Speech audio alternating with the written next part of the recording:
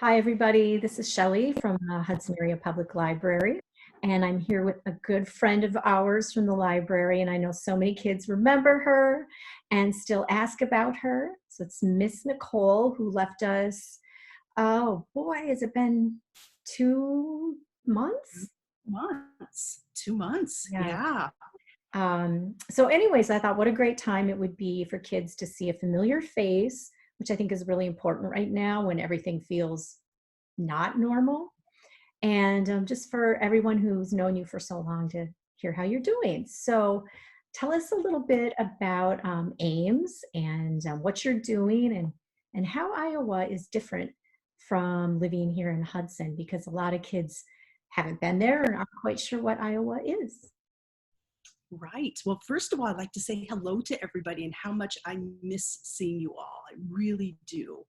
Um, yeah, Shelley said, I am down in Ames, Iowa, and it's about a 3.5 hour drive from Hudson. The main thing that I've noticed that is different down here is that the weather is warmer. We've had 70-degree days down here. And the grass, when I look out my window, the grass is green and the trees are starting to sprout their leaves and stuff. So that has been really nice since we're all cooped up inside. One of the things that I do like 2 or 3 times a day is walk my dogs. In fact, my dogs are to the point where they don't want to walk anymore because I'm like, let's go outside again. So that's one of the biggest differences. The other big difference I would say living in Ames is that there's a big university here. Iowa State University is here. So before all the stay in place stuff started, my husband and I, Mr. Jim, liked to go to all of the different events at at Iowa State University. So we went to basketball games.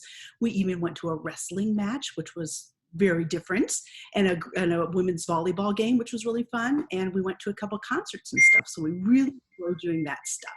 That's very cool. Um, I can't remember what else you asked me now. Was that it? I want to first add that that was kind of cruel of you to mention the weather because it's snowing here right now. Is Those it snowing It there? is, and it's those really big fat flakes are just coming down, and it's gray, and yeah, so green grass. Yeah, it is gray and yucky here today. It's cold. I think it's only like 35 or something. And we had ice. So I walked the dogs and my feet were crunching on the ice in the grass. So it's not nice here either. But And how's everybody in your family holding up? Just obviously these are really challenging times. yeah, everybody is good. My husband is still working. So he works half days down in Des Moines and half days here. But my son is in an apartment only about 3 blocks away. I don't see him a lot because we're social distancing, but he's good. And my daughter is good too. Both of our sets of parents are here in right in town, well, Ames and Boone, which is only about 20 minutes away.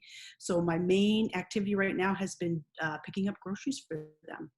So I do a big trip to the grocery store on Monday, and I get like almost 2 carts worth of food for my family, for my mom and dad, and for my in-laws, and I deliver food afterwards. So I've been doing that a lot. So it's very nice to be close to family.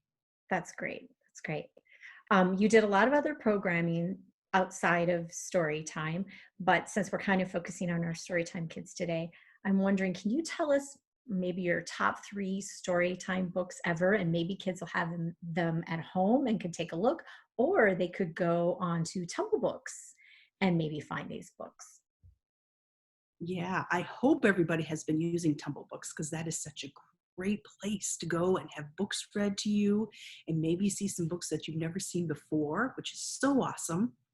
I would say my absolute favorite book is The Very Hungry Caterpillar. I Mm. just love that book. And one of the reasons I loved doing it in story time is because the kids knew that book too. And so as I was reading it, they would chime in and say 5 strawberries or 1 apple, and we could all count together. And I also made a felt story out of The Very Hungry Caterpillar. And so we could tell the story that way too. So that was one of my very favorite ones. And also The Bear Snores On. I Oh, love yeah. that book because you can snore in it and you can do big, huge snores, which is always really fun. Those are the greatest sounds. Yeah, yeah, for sure. One of my last story times that I did as a sub was the PJ story time. So we had a lot of older kids, and we did the best pet of all. So about the kid who wants a dog but ends up with a dragon and all the problems the dragon caused. And when we got to the part where the dragon's eating spaghetti in the bathtub, I didn't think kids were going to stop laughing because it was so funny and they're so cute. Yeah, that's a great story. Yes. So can you share a couple of your favorite library memories or funny stories, whether it's from story time or one of our camps that we did together? Oh, yeah. I would say, there's so many funny stories from story time that I can't even remember, a specific one other than every week there was something that somebody said that would just make everybody laugh. And what a great energy. I miss that in story time. One of my favorite memories, funny memories, it was back in our first Harry Potter wizarding camp.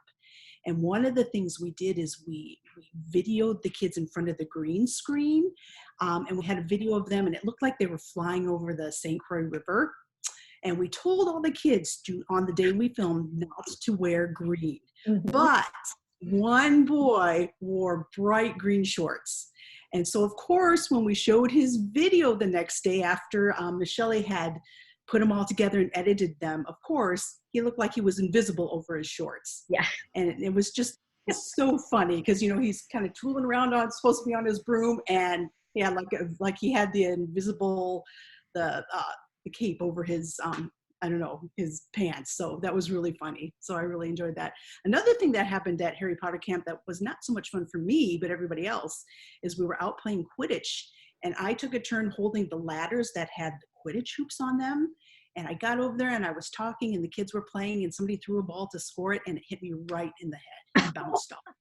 How did I miss that? Yeah, everybody started laughing, and I think I had like a red spot right here for like the next 2 hours. So Yeah. it's funny now. It wasn't It, so funny at the time. But. well, I wanted to let you know one of your programs that you really wanted to do before you left was the teddy bear sleepover and brunch. And we did get to do that. And it was our last big program before we had to close. And it was so much fun. So I'm really glad you left that brainchild with us. Good. And I think it's okay to share, since we like to tease each other and other staff, that our youngest staff member thought, well, this is ridiculous. Nobody's going to do this. So I issued a friendly bet for Starbucks coffee, and he said we would get no more than 12. And I said, oh, we're going to get at least 30. And so we ended up with over 50 teddy bears and probably 80 people, 90 people at our brunch the next day to watch the slideshow. And I haven't stopped torturing him since. I still haven't received that coffee because we're all in lockdown. But I think with interest, I might get a couple of coffees out of the deal. For And sure. Yes. he also said it's no fair that after we made this bet, you like double down on the promotions. And I'm like, man, you got to set criteria if you want to bet with me, because I was determined. Yeah. He really should have checked with other people who work there to find out what Yeah, he was getting into to bet with you, because yeah, great. he should have known He he was should. in for a challenge. So yeah, that's cool. Yeah. So I'm glad you left that idea with us. And this has just been really fun talking to you and catching up. And I know the kids are really going to like it. Is there anything you want to say to them as a little send off? I would just tell everybody that I'm still thinking about you. I hope you're all safe. And to remember that even though right now everything is really different, eventually it's going to get back to normal. And you're going to be able to go to the library and go to school and see friends. And this part of our lives, this kind of difficult part and kind of scary part, is just going to be another memory. And it's going to be something we can think back and say, I got through that and I'm okay. And we're going to be okay. So I miss all you guys. I wish I was there to give you a hug, but since I'm not, I will send you all my love. Bye. That's so nice. Thank you so much. Mhm. No.